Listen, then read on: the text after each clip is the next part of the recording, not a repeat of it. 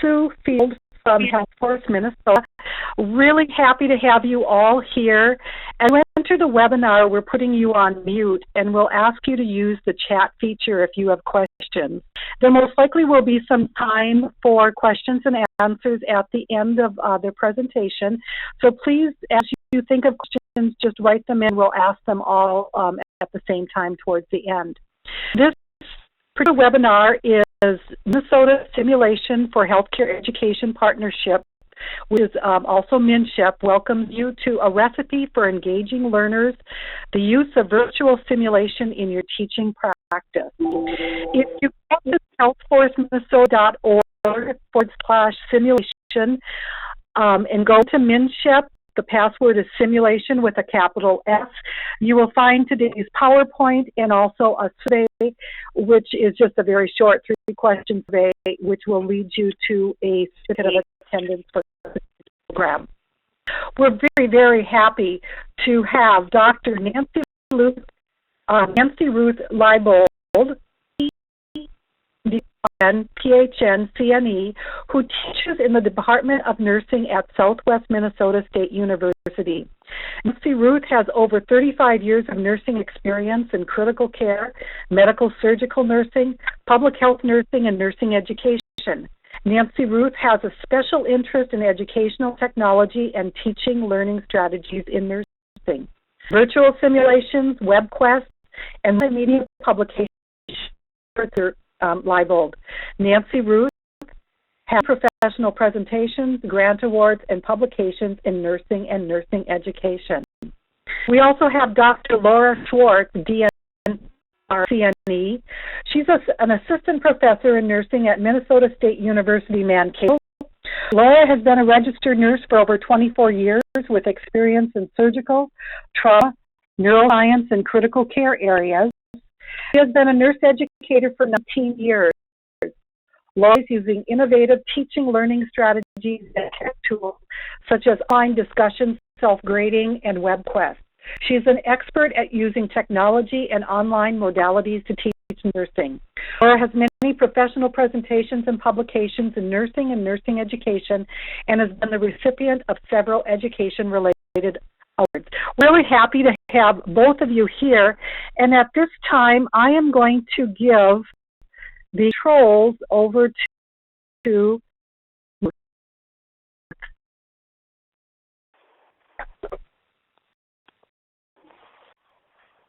to be able to share your desktop now.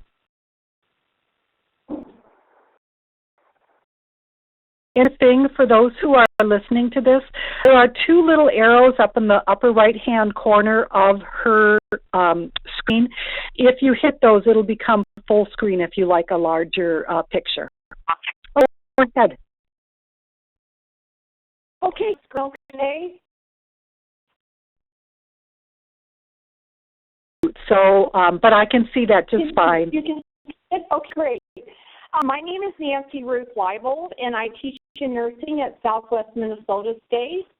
Hi, I'm Laura Schwartz, and I teach for MSU Mankato, mostly in their BS completion program, which is 100% online. And we'll focus on how to use in your teaching practice. We'll include some evidence and also some definitions and talk about some of the different types of virtual simulations that are available. But our main focus really in this presentation is how to. Use virtual sims before. Talk about that. If you're more advanced, we're going to talk about some things that you can do to continue to advance your use of virtual sims. So virtual sims are simulations that are online. And some of them are just done in a computer, like using a CD-ROM. But most of them are online. And so that's the main difference between simulations and virtual simulations. And if you're new, we do recommend starting with some virtual sims that are already made. And we're going to share some of our favorite picks with you that you can use and get started right away with this. So and then we'll also talk about how, if you want to write your own, how to get started with that. I do want to kind of say that Sarah and I are very open to visiting with you outside of this webinar. If you ever want to contact one of us, do feel free to email us or phone us. We're very open to visiting with our colleagues, and we really do enjoy that. So you're not bothering us, and we're happy to help you, and we just wanted to stress that.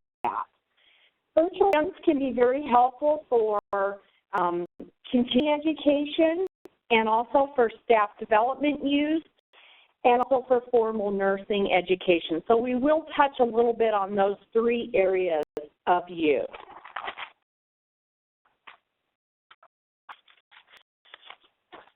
So like any good nursing faculty, now we've got some for you that describe the use of virtual simulations in nursing education. So how it can be used, explain benefits and limitations, because there are some of each for virtual simulations in nursing education, and describe how-to advice and considerations on getting started with virtual simulation. I'd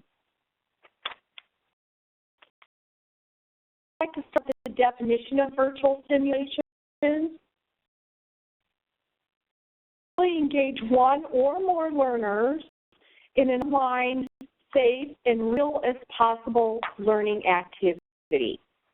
So great, because they are active learning and do engage people in the learning process.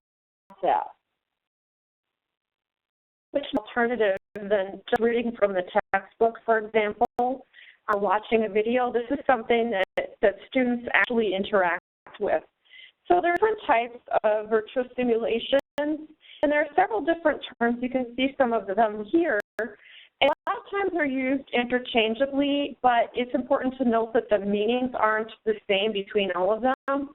So some examples are virtual simulation, virtual reality, virtual world, virtual development, and academic nursing education are different environments that these can be used in. So note that although these are used interchangeably, they have different meanings, and we're going to talk a little bit about what each one of these is. One is virtual simulations, and these really are, it's kind of more global term than the others, so it does kind of encompass some of the others. But these involve nursing practice scenarios that engage one or more learners, and they are as realistic as possible in the online format or on a computer, and used for learning and or for assessment. So it could be like instead of a test, you could have a virtual simulation, and we actually have done some research in that area. That is one possibility. This shows an example of the Otter's Edge. I don't know if any of you are familiar with this one. This is a fantastic epidemiology virtual simulated game. It is free. You can use it in your courses if you want. This is one you can get started with right away, and we'll give you the information for it in a few more slides.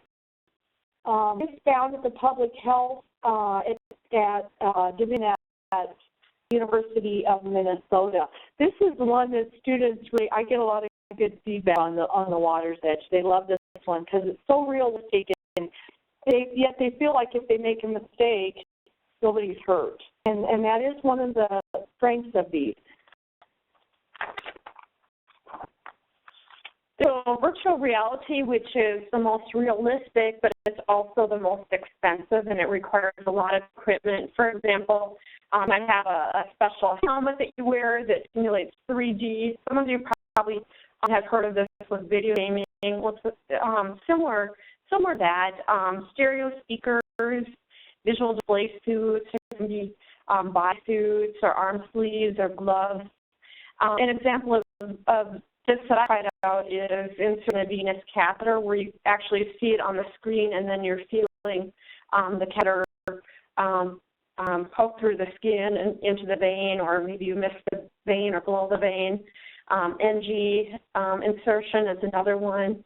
that's out there. It helps students to develop safe skills in a safe environment so that when they practice on real people, they're a little bit more comfortable with it and kind of know what they're doing. So, shows you an example of a program used at University of Wisconsin-Madison, and the students actually stand with these goggles on, and then the picture shows you what they're actually seeing with the goggles on. Virtual world. This one is in an online environment. The thing about this one, you use it's very dynamic, continuous. So you go into like an online world and multiple users there. So it's also called a multi-user virtual environment, or a MOOC. And you take on the shape of an avatar that you pick, and you get to dress your own avatar and pick their color and what they look like and their jewelry and those kinds of things. Avatars represent the people. A really common example is Second Life. People have used quite a bit. That's a good example. You can actually go in and role play scenarios. They go on the screen in University of Texas at Dallas, and they this movement, and what you can show a few pictures of the actual in the virtual world, so you can see it's fairly realistic, and they do interact a little bit. One of the things about these virtual worlds is they require a lot more expertise in programming. So that is one of the things. I've talked to some nursing faculty in other states that use these Second World, and have like 3 full-time tech faculty that just design the Second Life stuff. So that is one thing. And the other thing that they've told me a lot about is the orientation to be able to use these is a little more extensive that they have to go through, or their avatars can be running into things and not trying to interact the way they want them to, so they can have some problems. So not free. We're into free or very inexpensive tech tools that we can use. So this isn't one that we have programmed anything into, but you might have seen it and might see it out there, might be interested in it. Are the next type of virtual simulations, and they can be present in an online platform or offline. You can use a computer program with a simulated patient or family situation for nurses or nursing students to practice their nursing skills. The majority of programs provide the user with a feedback about their performance. One example is an interactive HIV/AIDS pathophysiology case presentation on a patient with a family. Another example is a scenario that includes interactive communication regarding end of life. And this could be a virtual case study, like one with a video or images or voice or heart sounds. And we like all these different types of technologies, and we'll focus on virtual simulations or virtual patients in teaching practice next. Talk a little bit about the benefits of virtual sim. We said this earlier, they do engage learners, and they're safe. So if they make a mistake, nobody's hurt from it. They can learn from it. You can actually, most of these programs have feedback that's programmed into them and tell the person if they've made a mistake, and then help them how to correct it. So give them some corrective feedback so they can go back and start over and do it correctly. They can be used for clinical experience, and I told you earlier, Laura and I have tested them as an assessment method too, instead of a test. They stimulate higher order thinking. One of the things about them that we have found that's really important is they need to be user-friendly. And so we always test out all our stuff quite extensively before we use it, because we want it to be easy for learners to use. And we find that convenience and being user-friendly is really important to being well-received by learners, and we don't want them to spend time without technology issues. We want them to spend their time learning and you know, being engaged with the Sims. So we do a study that we told you about, and one of the things, and I just put a quote in here, one of our qualitative quotes, the student said it was organized and easy to do and it fits in my schedule. So we thought that was a good representation of how really convenient this type of learning can be. So these do require quite a bit of time to create and find, especially to create. Nancy Ruth did a virtual simulation where she had different characters, and it just took her hours and hours and hours and hours to create this. And also learning the software is time-consuming as well, and just making sure everything flows together. It can take you some time to find these. To good quality, as you know, you have to run through everything yourself, make sure this is going to be worthwhile for your students, and meet the objectives that you have. And it can be sometimes difficult to find something that exactly meets your objectives, but if you do, that saves you a lot of time and costs you no money. A lot of these programs are very expensive. The software that Nancy Ruth used to develop this session, we had, I think, 2 copies of the software in the whole university, and needed extra help with that. You need to have also somebody available to help you with and then the equipment and technology know-how, so how to get it to work the best and putting it out there for your students.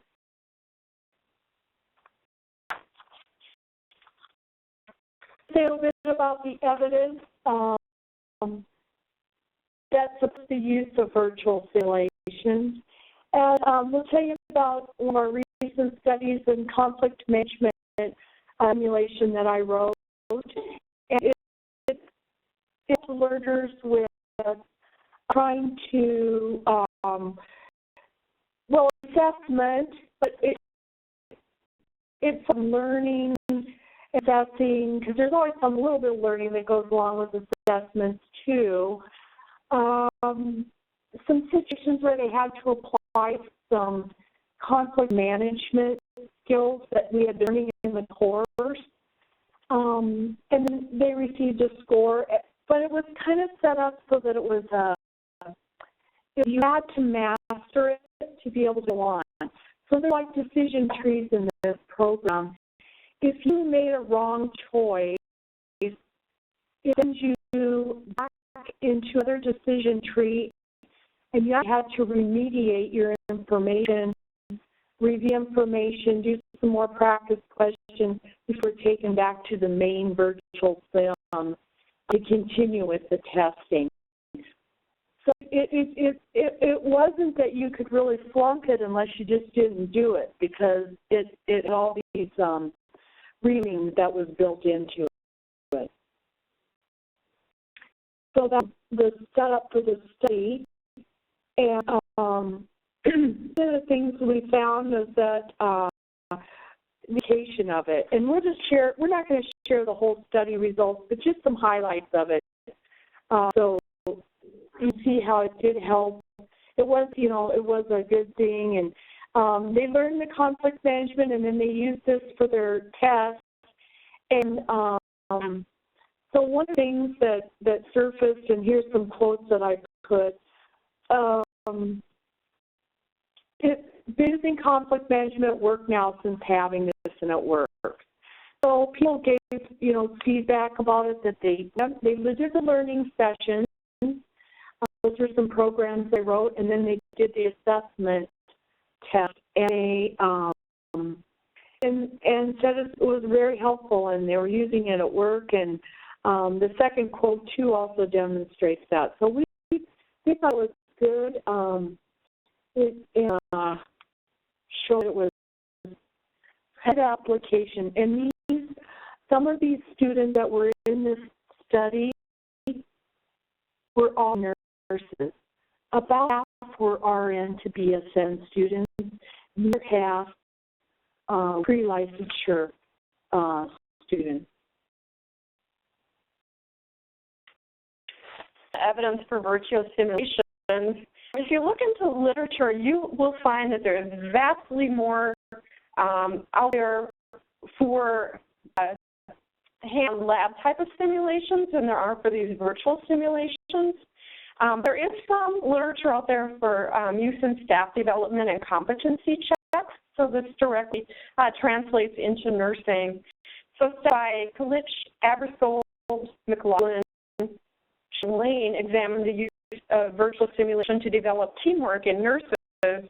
Study measure was created for training manuals for team steps. A lot of you might have heard of the team steps. It's pretty popular in nursing right now for safety and teamwork.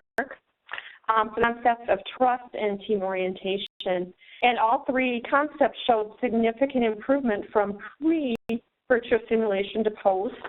And additionally, the authors reported that nurses were able to complete a virtual simulation regardless of their level of computer expertise. So here it didn't require a lot of computer expertise for the nurses to use the team steps. And the virtual simulations in nursing show promise in professional development of nurses in the workplace and further study as well. So virtual simulations are a creative avenue to provide staff development for nurses, so not the same old boring thing where you have somebody up in front of you. You can do this virtually at home. So virtual reality technology coupled with nursing lab simulation was used by Landry, Oberlandi, and Barachani for annual staff competencies for nurses working in long-term acute care settings, and flexibility in their scheduling for the skills competency testing and the virtual simulation. For skills competencies were well received by the nurses, so the nurses liked this. Decided to continue this after that initial pilot project, so they really thought it worked well. For virtual reality, this was studied by Jalzano, Appleby, Peterson, and Nelson. And I found that it really was a very valuable educational experience. However, they did their study with a male urethral catheterization simulator. It was computerized. It lacked that tactile reality, that resistance of inserting the catheter. You know, if you've ever done that in real life and you have that and you have troubles or that resistance that you feel, and that was what they didn't have very much of with the simulators that they thought could be more realistic. And it's difficult with the catheterization. I remember, you know, back to my days of school, just basically inserting the catheter into a hole. So, you know, maybe with Better than that, huh? But, you know, that is an important skill, and, you know, maybe with just some fine-tuning of the equipment, it can be better. And Faye Hillman examined students' perceptions of virtual reality simulation in an emergency crash cart with 158 undergraduate students, and reported that truth and youthfulness were strengths, and then the downfall was the time that it took students to use the virtual reality and having that fit into their schedule. They also felt that the virtual simulations provided a safe learning experience that were as realistic as possible without using live human beings. So they're able to do this in a virtual reality environment versus like with your sim lab. So this is a little bit different twist on using the emergency crash cart. Downfalls of virtual reality is that you generally have to have those, and I know Laura said this earlier, it's more expensive because you have to have specific equipment to use it with, and then you might only have so many pieces of that equipment, so not everybody can be using it at the same time. It has to be available, it has to be secured, so it isn't as convenient as when it's 100% online. So I think it's something that you see a lot in those study results. Some of them are very expensive too, you know, $100,000 or more a piece, you know, versus this might cost some money, but it's less expensive. Yeah. So this Participants on Virtual World has Miller looked at this. They focused in on decision-making skills, and they found the students reported a feeling of safety as they were learning and practicing, and I think that's a pretty strong theme that we talked about in the benefits that emerges from the literature as well. And some of you might be familiar with the neighborhood. It is used a lot in community and public health courses. This program is a virtual world program. It is has great learner engagement that Giddens, Harabi, Carlson, Fogg, and Northbound in their study. They wanted to look at the effectiveness of it. Is this as good as the control group? So they did a control and experimental group comparison, and there was no impact on academic performance in their study. So that kind of was a substantial finding that they had. A couple more studies on virtual patients. 5-line virtual patient simulations for cancer were developed by a group of researchers, Millay et al. And users worked with virtual patients and completed a questionnaire. And participants found the content topics within the virtual patient simulations were appropriate. So the format was useful, it was convenient, and ease of use were positive. The negatives were there were a limited number of options they could choose from, and they suggested more options, such as free text response. So usefulness, convenience, and ease were strengths for the patients here. And then Sandra et al. Tested the use of virtual patients for nurse practitioner students in caring for people with developmental disabilities. And they used a CD-ROM, followed by a volunteer survey after they used the CD-ROM. And pre-test post-test situations inventory found the concepts of usefulness, quality, and user-friendliness. And post-test virtual simulation survey scores were lower, which authors explain means greater comfort level when working with families, member who has a disability. And then participants indicated that the virtual patient CD-ROM was easy to use.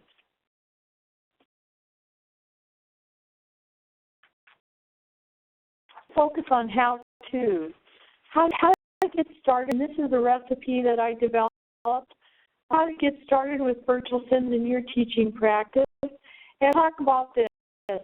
Like before, excuse me, you write your own, you can use some that are already created. So we're going to kind of address both sides of that. First, you want to have learning outcomes, and you need to make, because you want the sim to match your learning outcome. Think about what learning theory you want to apply. We're partial to adult learning because we like practical things that people can go out and use in nursing practice to develop their practices. And so it does take time. I said a cup time. I maybe change that to a gallon. It depends on if you're using some that are already developed or if you're going to develop them yourself. And you don't have to develop them yourself. There's plenty of them out there already. So if you want to, you're going to have to use a software program. Either you're going to use one already made or you're going to pick one that you're going to use. Your computer, you need some commitment. I recommend a very helpful IT department, especially if you are going to write your own program. This can be helpful if you run into snags or things. I ran into some snags one time with the virtual sim I had written, and I was trying to link it up to the grade book, so it automatically recorded their grade.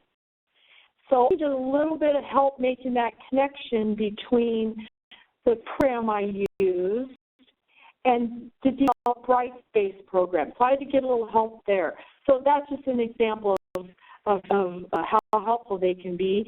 Patience, because there could be some technical glitches that you have to work through, and it takes a little bit of patience. want to write your own, you'll need a script for it. I do recommend you write before you actually get to the programming part. Once the outcomes in the theory with the course, make sure it meets the needs of the learners and form the ingredients until you reach the desired effect. And then use the following instructions to guide. So that's the course, what is it? Synchronous, asynchronous, hybrid, face-to-face. I've used it for all of these, so it can work for all of them. And then what are the type you're going to use, case study, or do you want to do video case studies, 2D, 3D sim? Do you want virtual reality or those types of things? So you got to think about what type is it that you want to use, and what faculty development resources do you have available. One of the things that really helped me when I programmed mine was the video tutorials. I watched a lot of videos that were like 2 or 3 minute videos that they say, okay, how to do this little technical thing in this program. And I probably would have pulled my hair out if I didn't have those resources. So I think that could really be very helpful. And then on YouTube, also if the video instructions don't come with the program, a lot of times somebody else has made some instructions, and so I just Google it on YouTube and find out that way. Yep. A lot of time and headache. And there are human resources in your IT department. Some IT departments will actually do the programming for you. If you want to author a script, they'll do the programming. I would offer that at Mankato, but the catch was it could take a year to get there, and I didn't want to wait a year, so I did it all myself. Or you could have a student do it. Yeah. So think about different things like that. You don't have to do every piece of it. So we're just saying explore those options that you have available and kind of think about some of that stuff. And look at the programs. The program I used was very expensive, but the university owned it. They had the rights to use it, but it was only on 2 computers, so I had to go to those computers. So that wasn't the greatest, but better than paying for it. I mean, some of these programs are $10,000 for a year, and you have to renew that license every year. So, I mean, that's a lot of money. And so those kinds of things you can look into. IT department will know if they have a program that you can use. So.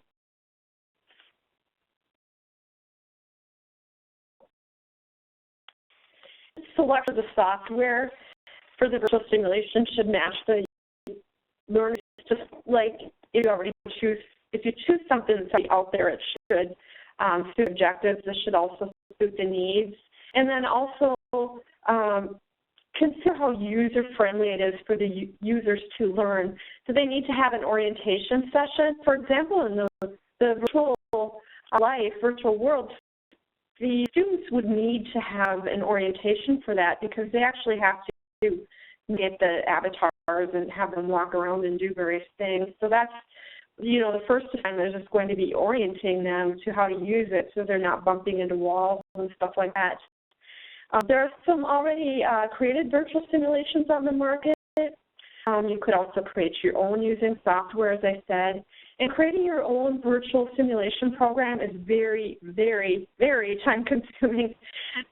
Depending on the program that you use, there's a certain amount of learning curve with these. You want to inquire with your IT department to find out if they'll collaborate with you. And most of the time, they're happy to do so. And for example, you could also author your own simulation. Will they help you set up the software program? Will they do it for you, etc.?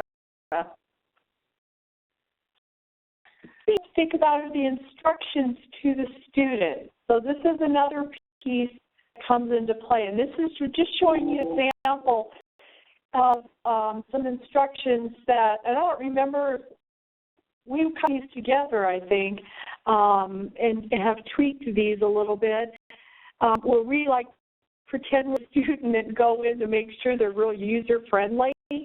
So this is one that we use, and this is a great one. It's free if you want to use it.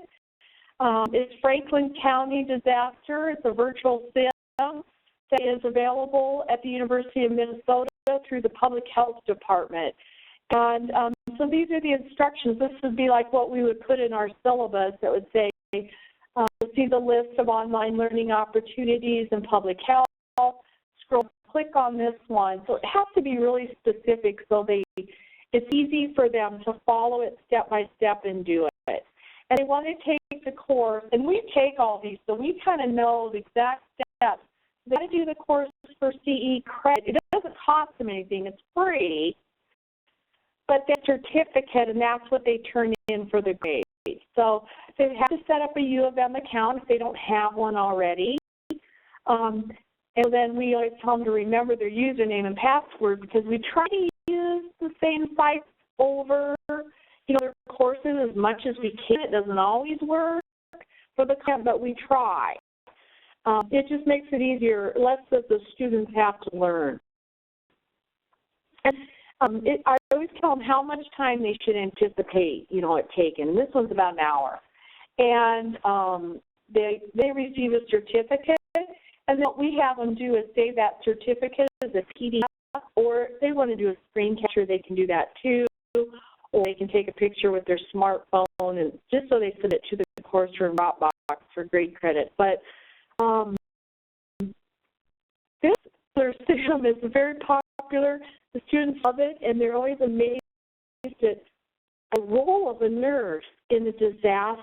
They never would think, they always say things like, I never would thought about what would happen to the food supplier, the water supplier, that you may not want, somebody's grandma preparing home food in her home kitchen because it could be, infectious or something, contaminated. Or they might be working out of their scope of practice. For example, they'd be putting in sutures, stuff like that. Right. It surprises them. They don't, and this is a good one because they work in that interdisciplinary team approach on this one. So that's a really good one, too, to address that IOM competency. And so it's a great one. We like to that. But just to show you this example of how detailed the instructions need to be to the student. Implications for nursing practice, the resources, use existing virtual simulations. These are out here, people have taken a lot of time to develop these. Some of these are very, very well done with lots of grant money. Or you could get your own if you do that. You might want to start with something easy like a case study, for example. You could, for example, use something like Shock, if any of you are familiar with that. I'm not plugging any certain tool here, but you could have your students walk through a virtual unfolding case study, and that would be a virtual simulation. Virtual simulations are a very steep learning curve, especially if you're going to use some of the more sophisticated ones. And the outcomes for nurse educators using virtual simulations are expanded teaching practice, student content knowledge developed because they're actually doing this in a more real-life type of situation instead of just reading about it, and more engagement because the simulations do require the students to be engaged.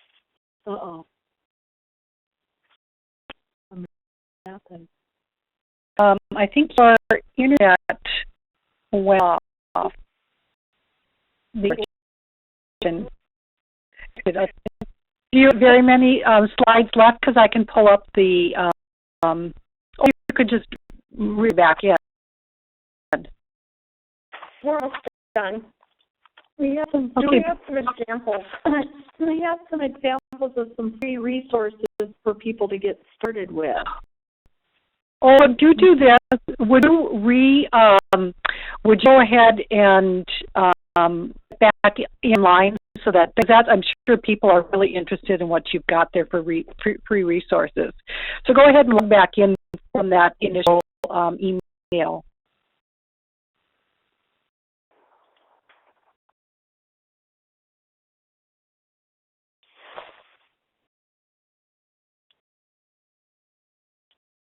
Technology happens to all of us. While they're getting back on, and then I'll put this back over to them, we do have the PowerPoints up on our healthforceminnesota.org MSHEP/simulation website. Go to MSHEP, password is simulation with a capital S. Newsletters and webinars. We'll have this webinar up there along with the PowerPoint. You'll be able to see it. We've got it in a PDF up there. And there's also a survey for a 1-hour certificate of attendance.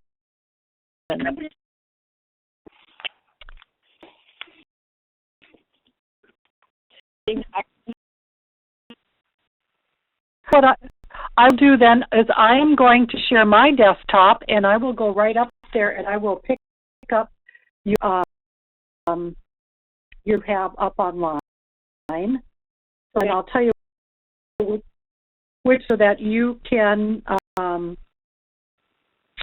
let us know. Let me just see here. It's connected to MavNet, but we're on the internet. We're just not able to get into our website, the web itself.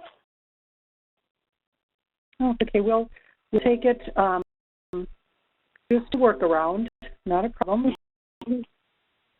Let me get down here to the simulation resources. I don't know why my screen is so big, but it is. So here's the MSHEP. And as we go into there, okay, I put my password, simulation.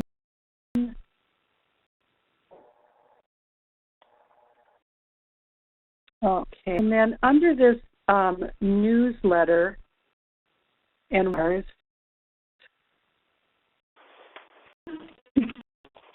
we will find the PowerPoint, and like I said, it's in a PDF. And what number, you've got 40 of them in all. Which number are you on? 20. Okay. Okay, nursing practice? Yeah. I'm up there. Just when you want me to fast forward to the next one. Okay, thanks, Sue. So some favorite picks that we're just going to share if you want to get started using some of these, or if you're already doing them, but there might be one or two you're not familiar with that you might want to use. So these are free ones. As Laura said, we like free stuff, and non-commercial that other educators have done that you can use. So now go to slide 26, and we already talked about this one, the Franklin disaster in Franklin County, and here's the, we showed you our instructions that we give the student, and here's our, the site that you can go to. Students love getting the contact hour certificate, too. They always like that. And this one's easy to use. It's free. And it's worth 0.75 contact hours, and it uses the interprofessional team approach to handle the disaster. So they're working with other professionals, and you know, something that is really important and being stressed more and more by IOM and other highs. Just a question on that. On this particular one, would this be specifically for BSN students, or could it be used for associate degree or LPN students or other allied health? It can be used for anybody. It was actually public health department, but there's people with different roles in there. So there's like public health officials, and there's nurses, and other city officials. So it could be used anywhere where you have disaster content. This would be appropriate to use. It didn't have to be baccalaureate or RN to BSN. Okay, next slide. Slide 27 is Water's Edge. We kind of showed you the example of this one before. Here's a website that we said we'd give. This is a great one. It's a game that they do, and they figure out how to, you have a bunch of people getting sick in the town, and you have to figure out where's this illness coming from? And so they play this game. It's really, really fun. I think that's really relevant with what's happening in Flint, Michigan. Exactly. So students will be able to identify with that. Okay, slide number 28. And then there's the virtual autopsy. This one is really good for students that might be in a patho course or in A&P, so they can virtually dissect a patient and from making the cut through all the way down through the muscles and the organs. So that's for students. And then slide number 29. And this is great if you're teaching health assessment. A lot of images and descriptions of like exams that you would do during a health assessment. So this is a great one too. Going to slide 30 now. This is a cardiology virtual lab, and it helps familiarize students with different diseases of the heart. So maybe if you're doing module on the heart, or for nurses that are out there in practice that need to learn a little bit more about cardiology and diseases of the heart, they can examine and diagnose patients. Slide 31, and this is pediatrics. And this website is this is a fantastic resource. It's the University of New Mexico. A bunch of physicians and nurses got together, and they developed a whole bunch of pediatric simulations online. They are free. However, at the very end of them, after you do each course, and there's a whole bunch of courses, I showed the pediatric trauma course example here, but there's actually a whole list of courses, school nurse courses, triaging, tapes, and other things. So if you want contact hours, and I always tell my students, you don't need the contact hours, but they can pay, and it's $5 at the end. But I just specifically tell my students, you don't need this. And the next slide is slide number 32. And this is another example. It's the same website. This is University of New Mexico's website. And they have a whole bunch of schoolers virtual simulations. And they have a wide variety of them. There's a whole list of them. Anything from how to handle a bee sting to musculoskeletal emergencies to depression, behavioral health, child use, neglect, triage, a whole bunch of different topics. And so this is really a great resource. And then we're on slide 33. So another strategy is to use a virtual excursion that can be custom made for the student's needs. And it can be any type of virtual excursion. It requires a lot less time and technical resources to develop it. It's a really good place to start incorporating more technology. This example, it has instructions for learners that take them through a virtual excursion at the legislature. So maybe you have a leadership course. For example, the students need to learn a little bit more how the legislature works. And we ourselves like to use WebQuest for this type of learning activity. WebQuest are internet-based activities also. They can also be a type of virtual activity. They're the virtual excursion. You could build in case studies and things like that. And you can visit nursescholarcafe.com for more information on WebQuest. And Nancy and I have both authored several WebQuests and find them to be excellent virtual exercises for students. You can incorporate lots of different things. Here's an example on the next slide, slide 34 of a WebQuest. This one's working with patients and families with chronic illness. So this is just an example, and there's tons of these. Again, feel free to contact Laura or myself if you have questions or want to get started on WebQuest. Quite a bit of these, and we have several research projects that we've done and really like using WebQuest.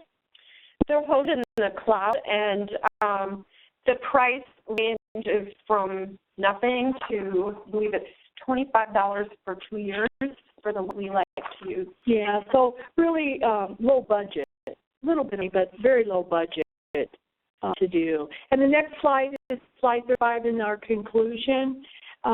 Using virtual sims can be very rewarding and effective. It does create, it's an opportunity for faculty development.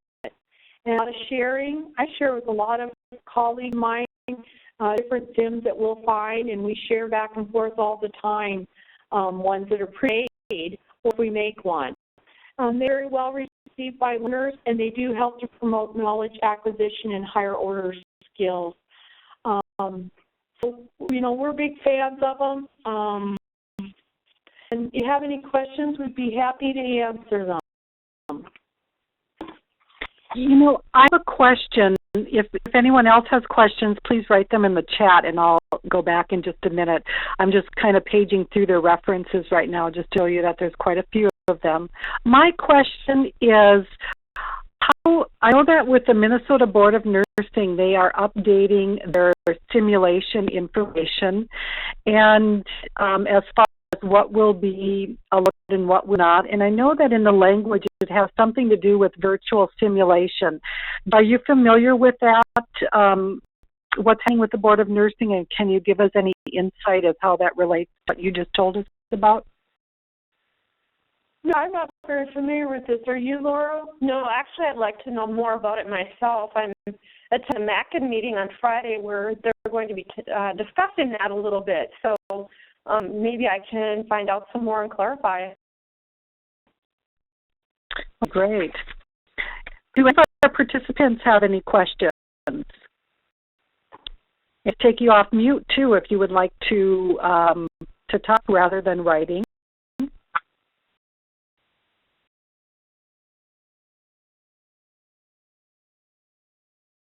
Okay. Question would be, in the online environment, what would you say is the best way to orient students to a simulation activity?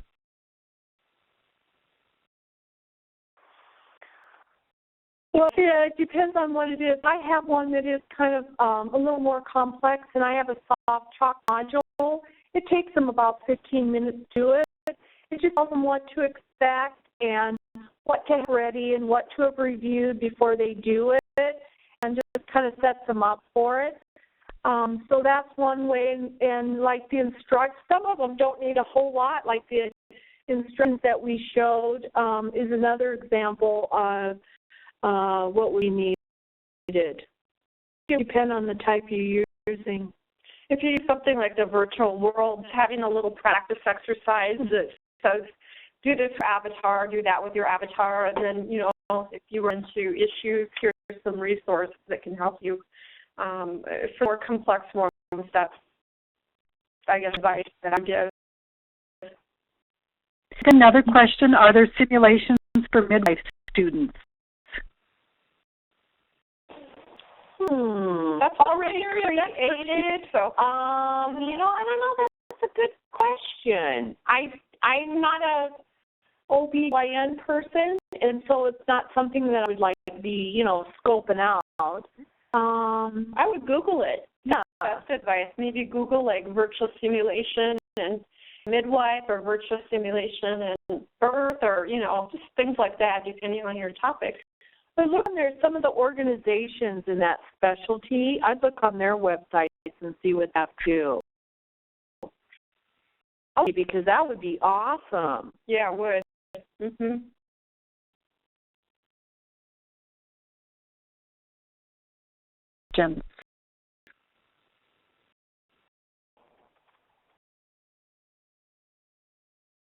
Right now, I tell you what, this was just fascinating, and all the free resources that you have given us are just great. I have had many questions this week as far as whether or not we are recording this, and it is being recorded and will be archived. Many of our nursing faculty and industry are working right now, so couldn't be prepped for this live, but we'll be listening to it afterwards. And there is a survey up in the MSHEP website that you can take for 1 hour certificate of attendance for this. Thank you so much for your time, Dr. Leibold and Dr. Schwartz. We certainly appreciate all of your time and your effort to help us to understand more of this. You're welcome. Yeah, we enjoyed it.